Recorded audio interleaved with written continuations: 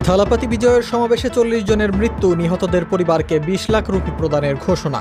যুক্তরাষ্ট্রকে মোকাবেলায় জনতার হাতে অস্ত্র তুলে দিল ভেনেজুয়েলা। নাৎসি বাহিনীর গণহত্যার শিকার হয়েও শিক্ষা নেয়নি ইসরায়েল, বললেন মাহথির মোহাম্মদ।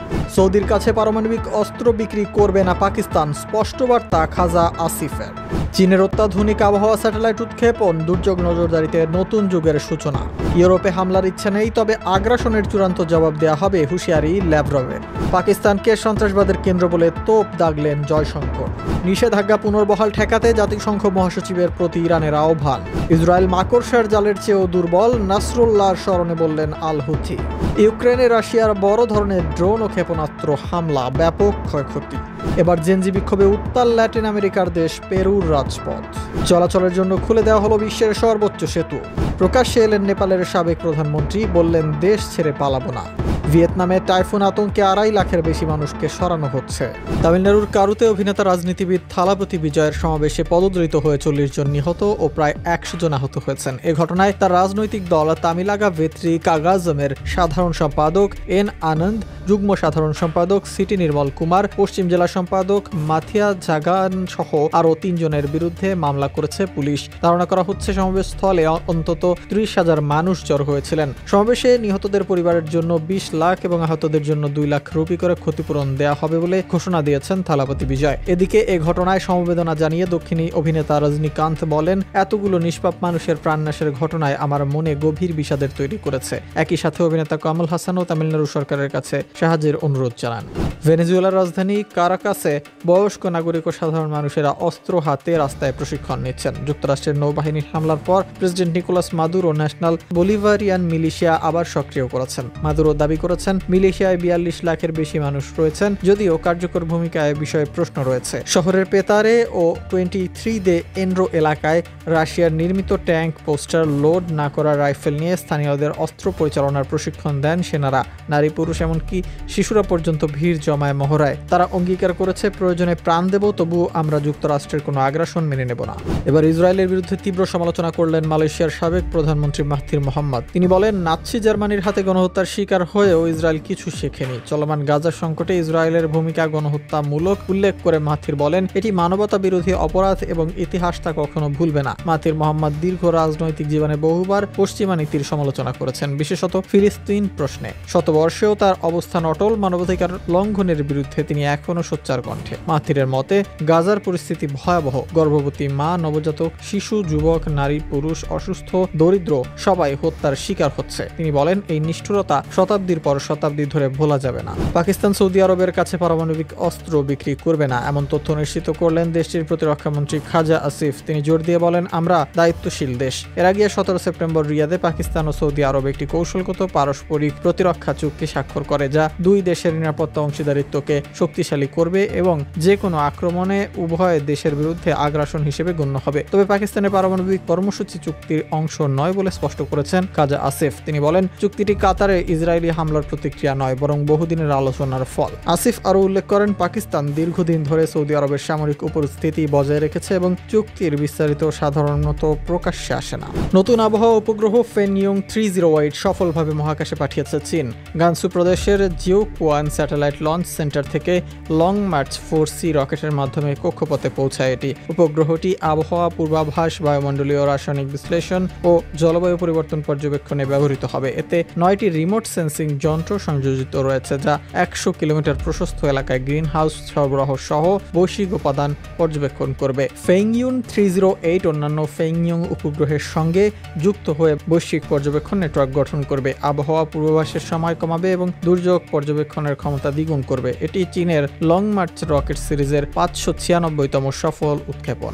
রাশিয়ার ইউরোপ আক্রমণের কোনো ইচ্ছা নেই, তবে যে কোনো আগ্রাসনের বিরুদ্ধে চূড়ান্ত প্রতিক্রিয়া দেয়া হবে। জাতিসংঘের ভাষণে এমন হুঁশিয়ারি দিলেন রাশিয়ার পররাষ্ট্রমন্ত্রী সের্গেই লাভরভ। পোল্যান্ড ও এস্তোনিয়া রাশিয়ার ড্রোন অনুপ্রবেশ প্রসঙ্গে তিনি বলেন, এগুলো পোল্যান্ড কিংবা এস্তোনিয়াকে লক্ষ্য করে করা হয়নি, ভুলক্রমে প্রবেশ করেছে। বিশেষ করে ইউক্রেনীয় সিগন্যাল জ্যামিং ডিভাইসগুলো এগুলোকে পথভ্রষ্ট করেছে। কিন্তু ইউরোপীয় নেতারা ঘটনাগুলোকে ইচ্ছাকৃত উস্কানিমূলক পদক্ষেপ হিসেবে বর্ণনা করেছেন। এ অবস্থায় জাতিসংঘে ল্যাভরভ বলেন, রাশিয়া হুমকির সম্মুখীন। তিনি উল্লেখ করেন, রাশিয়া কখনোই ইউরোপীয় বা ন্যাটো দেশগুলোকে আক্রমণ করার কোনো ইচ্ছা রাখে না এবং ইচ্ছেও নেই, তবে আমার দেশের বিরুদ্ধে যে কোনো আগ্রাসনের একটি চূড়ান্ত প্রতিক্রিয়া হবে।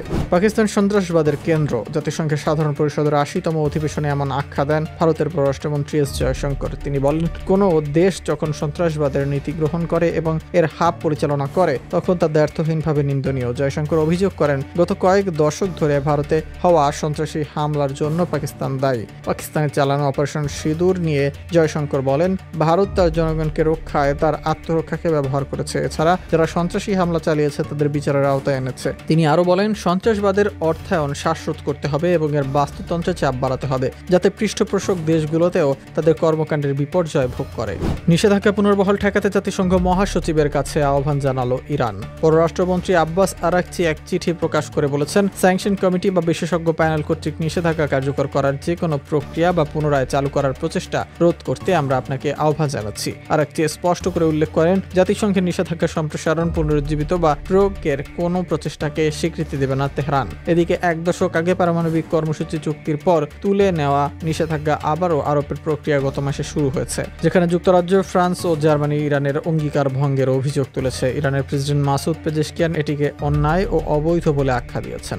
যুক্তরাষ্ট্র শুধু মুসলিম দেশগুলোর অস্ত্র নিয়েই আপত্তি জানায়, অথচ অন্য দেশগুলো সামরিক ব্যয় বাড়ালেও কোনো সমস্যা হয় না, এমন মন্তব্য করলেন ইয়েমেনের হুথি নেতা আব্দুল মালিক আল হুথি। লেবাননের হিজবুল্লাহর সাবেক মহাসচিব হাসান নাসরুল্লাহ মৃত্যুবার্ষিকীতে দেয়া এক ভাষণে তিনি জানান, নাসরুল্লাহ ইসরায়েলের বিরুদ্ধে লড়াই করে পুরো অঞ্চলকে সুরক্ষা দিয়েছিলেন। আল হুথি আরও বলেন, নাসরুল্লাহর সেই বিখ্যাত উক্তি, ইসরায়েল মাকড়সার জালের চেয়েও দুর্বল, আজও দখলদারদের স্মৃতিতে গেঁথে আছে। আল হুথি জানান, দক্ষিণ লেবাননের মুক্তি ছিল আরবদের ঐতিহাসিক বিজয় ও ইসরায়েলি আগ্রাসনের পুরো মুসলিম উম্মাহকে টার্গেট করা। তিনি জোর দিয়ে বলেন, প্রতিরোধী একমাত্র পথ, আত্মসমর্পণ নয়। ইউক্রেনের রাজধানী কিয়েভ এবং আশপাশের অঞ্চলে বড় ধরনের ড্রোন ও ক্ষেপণাস্ত্র হামলা চালিয়েছে রাশিয়া। এতে শিশুসহ ৩ জন নিহত ও অন্তত 10 জন আহত হয়েছেন। হামলায় আবাসিক ভবন ও যানবাহনের ব্যাপক ক্ষয়ক্ষতি হয়েছে। ইউক্রেনের পররাষ্ট্রমন্ত্রী বলেন, শত শত ড্রোন ব্যবহার করে রাশিয়া বেসামরিক নাগরিকদের ক্ষতিগ্রস্ত করেছে। মস্কোর বিরুদ্ধে আরও কঠোর নিষেধাজ্ঞা আরোপের দাবি জানান তিনি। এদিকে রুশ পররাষ্ট্রমন্ত্রী সের্গেই লাভরভ ন্যাটো ও পশ্চিমা দেশের অভিযোগ অস্বীকার করেছেন। তবে ইউক্রেনের প্রেসিডেন্ট জেলেনস্কি জানান, রাশিয়া অন্য ইউরোপীয় দেশে হামলার পরিকল্পনা করছে। তিনি হুঁশিয়ারি দিয়ে বলেন, যদি ইউক্রেনের রাজধানী কিয়েভ বিদ্যুৎহীন হয়ে পড়ে তবে রুশ রাজধানীতেও অন্ধকার নেমে আসবে। দক্ষিণ আমেরিকার দেশ পেরুতে তীব্র থেকে তীব্রতর হচ্ছে সরকার বিরোধী আন্দোলন। রাজধানী লিমা সহ বিভিন্ন শহরে জেনজি তরুণরা রাজপথে নেমে প্রেসিডেন্ট দিনা বালুয়ার্ত ও কংগ্রেসের বিরুদ্ধে ক্ষোভ প্রকাশ করেছে। আন্দোলনের মূল কারণ দেশটির পেনশন ব্যবস্থায় সংস্কার, যেখানে 18 বছরের ঊর্ধ্বে সব পেরুবাসীর জন্য কোনো একটি পেনশন প্রদানকারীর সঙ্গে যুক্ত হওয়া বাধ্যতামূলক করা হয়। তবে এই বিক্ষোভের পেছনে প্রেসিডেন্ট বলুয়ার্তে ও কংগ্রেসের প্রতি দীর্ঘদিনের ক্ষোভ ও বড় ভূমিকা রেখেছে। পাশাপাশি দুর্নীতি, চাঁদাবাজি ও সহিংসতার অভিযোগে বলুয়ার্তের পতনের দাবিতে বিক্ষোভ করছে তরুণরা। বিক্ষোভকারীরা জানান, সরকারের সিদ্ধান্ত জনগণের মতামত ছাড়া চাপানো হয়েছে। বিশ্লেষকরা মনে করছেন, সরকার জনগণের উদ্বেগ আমলে না নিলে আন্দোলন আরও তীব্র আকার ধারণ করতে পারে। চীনের গুইঝো প্রদেশে 3 বছরের নির্মাণ কাজ শেষে চালু করা হলো হুয়াজিয়াং গ্র্যান্ড ক্যানিয়ন ব্রিজ। একটি বিশাল নদী ও গিরিখাতের ওপর দাঁড়ানো এই সেতুটি পানির স্তর থেকে 625 মিটার উঁচুতে অবস্থান করছে। এর আগে এই প্রদেশে 565 মিটার উঁচু বেইপানজিয়াং ব্রিজ ছিল বিশ্বের সর্বোচ্চ সেতু, যা এখন দ্বিতীয় স্থানে নেমে গেল। রাষ্ট্রীয় গণমাধ্যম সম্প্রচারিত ড্রোন ফুটেজে দেখা যায়, বিশাল নীল রঙের সাপোর্ট টাওয়ারগুলো মেঘে আচ্ছন্ন অবস্থায় রয়েছে আর তার উপর দিয়ে গাড়ি চলছে। চীন গত কয়েক দশক ধরে ব্যাপক অবকাঠামো প্রকল্পে বিনিয়োগ করেছে, যার ফলে দেশটিতে দ্রুত অর্থনৈতিক প্রবৃদ্ধি ও নগরায়ন ঘটছে। বিশেষ করে পার্বত্য গুইঝো প্রদেশ হাজারো সেতুতে জালের মতো ছেয়ে গেছে, যেখানে বর্তমানে বিশ্বের সর্বোচ্চ 2টি সেতু রয়েছে। প্রকাশ্যে এলেন নেপালের সাবেক প্রধানমন্ত্রী কেপি শর্মা ওলি। ভক্তপুরে যুব শাখার অনুষ্ঠানে তিনি বলেন, বর্তমান অন্তর্বর্তী সরকারের হাতে দেশ ছেড়ে তিনি পালাবেন না এবং দেশকে সাংবিধানিক মূলধারায় ফিরিয়ে শান্তি ও সুশাসন স্থাপন করবেন। চলতি মাসের শুরুতে নেপালে জেনজি বিক্ষোভে ডুবে ১৯ জন নিহত ও কয়েকশো আহত হন। বিক্ষোভ দমনে সরকার সামাজিক যোগাযোগ মাধ্যম বন্ধ করলে সহিংসতা বৃদ্ধি পায়। পদত্যাগের পর অলি ১৮ দিন গোপন আশ্রয়ে থাকেন। তিনি বর্তমান সরকারকে চ্যালেঞ্জ জানিয়ে অভিযোগ করেন, বিক্ষোভে গুলি চালানো হয়েছে স্বয়ংক্রিয় বন্দুক থেকে, যা পুলিশের কাছে ছিল না এবং এটি তদন্ত হওয়া উচিত। ভিয়েতনামে টাইফুন বুয়ালো আতঙ্কে সরিয়ে নেওয়া হচ্ছে ২.৫ লাখেরও বেশি বাসিন্দাকে। ইতোমধ্যে ডানাং শহর থেকে ২,১০,০০০, হুয়ো উপকূলীয় এলাকা থেকে ৩২,০০০ এবং হাতিং সহ শহরের ১৫,০০০ বাসিন্দাকে অস্থায়ী আশ্রয় কেন্দ্রে স্থানান্তর করা হচ্ছে। পাশাপাশি নিরাপত্তা নিশ্চিতে প্রায় ১,১৭,০০০ সামরিক সদস্য মোতায়েন করা হয়েছে। আবহাওয়া কর্মকর্তারা জানান, ঝড়ের সঙ্গে ঘন্টায় ১৩০ থেকে ১৩৩ কিলোমিটার বেগে বাতাসের কারণে ভারী বৃষ্টি, বন্যা, ভূমিধস ও উপকূলীয় প্লাবনের ঝুঁকি রয়েছে। দেশটির কৃষি মন্ত্রণালয় জানায়, চলতি বছরের প্রথম ৭ মাসে প্রাকৃতিক দুর্যোগে ১০০ জনের বেশি মানুষ নিহত বা নিখোঁজ হয়েছে। এছাড়া গত বছর টাইফুন ইয়াগির আঘাতে ভিয়েতনামের উত্তরাঞ্চলে ব্যাপক ক্ষতি হয়, যেখানে শত শত মানুষ প্রাণ হারান এবং আর্থিক ক্ষতি হয়েছিল প্রায় $৩.৩ বিলিয়ন।